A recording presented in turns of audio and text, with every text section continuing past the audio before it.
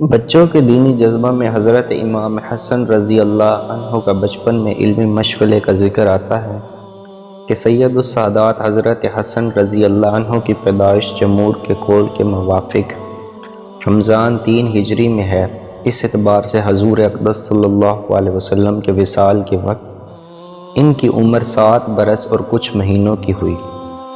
7 برس کی عمر ہی کیا ہوتی ہے جس میں کوئی علمی کمال حاصل کیا جا سکتا ہو، لیکن اس کے باوجود حدیث کی کئی روایتیں ان سے نقل کی جاتی ہیں۔ ابو الہور رحمۃ اللہ علیہ ایک شخص ہیں، انہوں نے حضرت حسن رضی اللہ عنہ سے پوچھا کہ تمہیں حضور صلی اللہ علیہ وسلم کی کوئی بات یاد ہے؟ انہوں نے فرمایا ہاں، میں حضور اقدس صلی اللہ علیہ وسلم کے ساتھ جا رہا تھا، رستہ میں صدقہ کی کھجوروں کا ایک ڈھیر لگا تھا، میں نے اس میں سے ایک کھجور اٹھا کر منہ میں رکھ لی، حضور اقدس صلی اللہ علیہ وسلم نے ہا ہا فرمایا اور میرے منہ سے نکال دی اور یہ ارشاد فرمایا کہ ہم صدقہ کا مال نہیں کھاتے،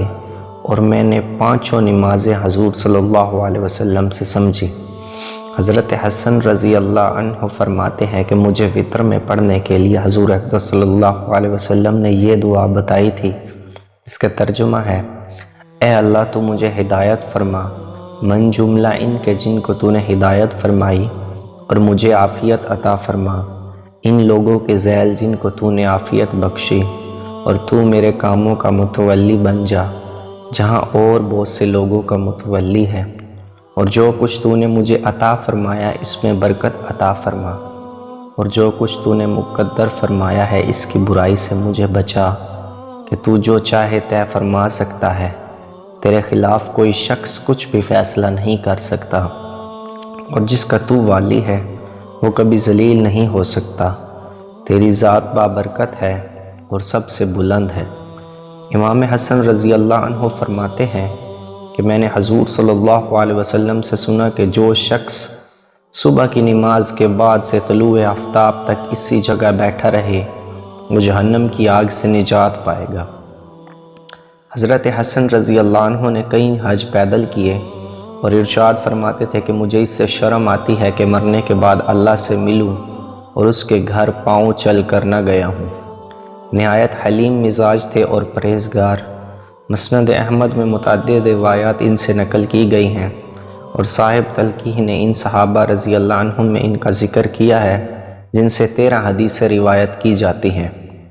7 برس کی عمر ہی کیا ہوتی ہے، اس وقت کی اتنی احادیث کا یاد رکھنا اور نقل کرنا حافظے کا کمال اور شوق کی انتہا ہے۔ افسوس ہے کہ ہم لوگ اپنے بچوں کو 7 برس تک دین کی معمولی سی بات بھی نہیں بتاتے۔ حضرت امام حسین رضی اللہ عنہ کا بچپن میں علمی مشغلے کا ذکر آتا ہے کہ سید السادات حضرت حسین رضی اللہ عنہ اپنے بھائی حضرت حسن رضی اللہ عنہ سے بھی 1 سال چھوٹے تھے، اس لیے ان کی عمر حضور اقدس صلی اللہ علیہ وسلم کے وصال کے وقت اور بھی کم تھی، یعنی 6 برس اور چند مہینے کی تھی۔ 6 برس کا بچہ کیا دین کی باتوں کو محفوظ کر سکتا ہے، لیکن امام حسین رضی اللہ عنہ کی روایات حدیث کی کتابوں میں نقل کی جاتی ہیں، اور محدثین نے اس جماعت میں ان کا شمار کیا ہے جن سے 8 حدیثیں منقول ہیں۔ امام حسین رضی اللہ عنہ فرماتے ہیں کہ میں نے حضور اقدس صلی اللہ علیہ وسلم سے سنا کہ کوئی مسلمان مرد ہو یا عورت اس کو کوئی مصیبت پہنچی ہو، پھر وہ عرصہ کے بعد یاد آئے اور یاد آنے پر پھر وہ اِنَّ لِلَّهِ وَإِنَّا إِلَيْهِ راجعون پڑھے تو اس کو اس وقت بھی اتنا ہی ثواب پہنچے گا جتنا کہ مصیبت کے وقت پہنچا تھا۔ یہ بھی حضور صلی اللہ علیہ وسلم کا ارشاد ہے کہ میری امت جب دریا پر سوار ہو اور سوار ہوتے بسم اللہ مجریہا و مرسیہا ان اور ربی لغفور الرحیم پڑھے تو یہ ڈوبنے سے امن کا ذریعہ ہے۔ حضرت حسین رضی اللہ عنہ نے 25 حج پیدل کیے، نماز اور روزہ کی بھی کثرت فرماتے تھے، اور صدقہ اور دین کے ہر کام میں کثرت کا اہتمام تھا۔ ربیعہ رضی اللہ عنہ کہتے ہیں کہ میں نے حضرت حسین رضی اللہ عنہ سے پوچھا کہ حضور صلی اللہ علیہ وسلم کی کوئی بات آپ کو یاد ہے؟ انہوں نے فرمایا ہاں، میں ایک کھڑکی پر چڑھا جس میں کھجوریں رکھی تھی، اس میں سے ایک کھجور میں نے منہ میں رکھ لی حضور صلی اللہ علیہ وسلم نے فرمایا کہ اس کو پھینک دو، ہم صدقہ جائز نہیں۔ حضرت حسین رضی اللہ عنہ سے حضور صلی اللہ علیہ وسلم کا یہ ارشاد بھی منقول ہے کہ آدمی کے اسلام کی خوبی یہ ہے کہ بیکار کاموں میں مشغول نہ ہو۔ ان کے علاوہ اور بھی متعدد روایات آپ رضی اللہ عنہ سے منقول ہیں۔ فائدہ میں لکھتے ہیں کہ اس قسم کے واقعات صحابہ اکرام رضی اللہ عنہم کے بکثرت ہیں کہ بچپن کے واقعات حضور صلی اللہ علیہ وسلم سے نقل کیے اور یاد رکھے۔ محمود بن ربیعہ رضی اللہ عنہ ایک صحابی ہیں جن کی عمر حضور اکرم صلی اللہ علیہ وسلم کے وصال کے وقت 5 برس کی تھی۔ وہ کہتے ہیں کہ میں عمر بھر اس بات کو نہیں بھولوں گا کہ نبی اکرم صلی اللہ علیہ وسلم ہمارے گھر تشریف لائے۔ ہمارے یہاں ایک کنواں تھا، اس کے پانی سے ایک کلی میرے منہ پر کی۔ ہم لوگ بچوں کو واہی تباہی فضول باتوں میں لگاتے ہیں، جھوٹے جھوٹے قصے ان کو سنا کر لغویات میں دماغ کو پریشان کرتے ہیں۔ اگر اللہ والوں کے قصے تلاش کر کے ان کو سنائے جائیں اور بجائے جن بھوت سے ڈرانے کے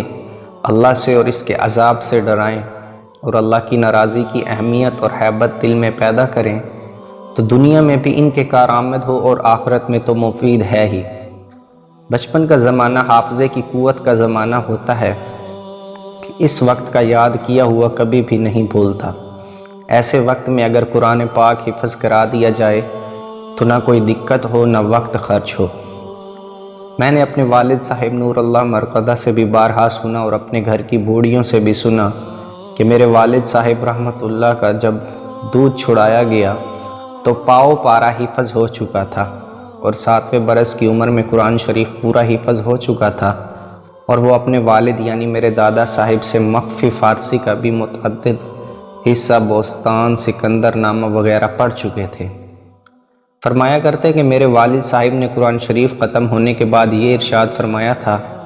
کہ ایک قرآن شریف روزانہ پڑھ لیا کرو، باقی تمام دن چھٹی۔ میں گرمی کے موسم میں صبح کی نماز کے بعد مکان کی چھت پر بیٹھا کرتا تھا اور 6-7 گھنٹہ میں قرآن شریف پورا کر کے دوپہر کو روٹی کھاتا تھا اور شام کو اپنی خوشی سے فارسی پڑھا کرتا تھا۔ 6 ماہ تک مسلسل یہی معمول رہا۔ 6 ماہ تک روزانہ ایک کلام مجید پڑھنا بھی، پھر اس کے ساتھ ہی دوسرے اسباق بھی پڑھتے رہنا، اور وہ بھی 7 برس کی عمر میں کوئی معمولی بات نہیں۔ اسی کا یہ ثمر تھا کہ قرآن شریف میں متشابہ لگنا یا بھولنا جانتے ہی نہ تھے، چونکہ ظاہری معاش کتابوں کی تجارت پر تھی اور کتب خانے کا اکثر کام اپنے ہاتھ سے کیا کرتے تھے، اس لیے ایسا کبھی بھی نہیں ہوتا تھا کہ ہاتھ سے کام کرتے وقت زبان سے تلاوت نہ فرماتے رہتے ہوں، اور کبھی کبھی اس کے ساتھ ہم لوگوں کو جو مدرسہ سے الگ پڑھتے تھے اسباق بھی پڑھا دیا کرتے تھے۔ اسی طرح 3 کام ایک وقت میں کر لیا کرتے تھے، مگر ان کا طریقہ تعلیم ہم لوگوں کے ساتھ وہ نہیں تھا جو مدرسے کے اسباق کا تھا، اور عام مدارس کا مروجہ طریقہ ہے کہ سارا بوجھ استاد ہی کے ذمے رہے، بلکہ مخصوص طلباء کے ساتھ یہ طریقہ تھا کہ شاگرد عبارت پڑھے، ترجمہ کرے، مطلب بیان کرے، اگر وہ مطلب صحیح ہوتا تو آگے چلو فرما دیتے تھے، اور غلط ہوتا تو اگر غلطی قابل تنبیہ ہوتی تو تنبیہ فرماتے اور بتاتے کہ قابل ہوتی تو بتا دیتے۔ یہ پرانے زمانے کا قصہ نہیں، اسی صدی کا واقعہ ہے،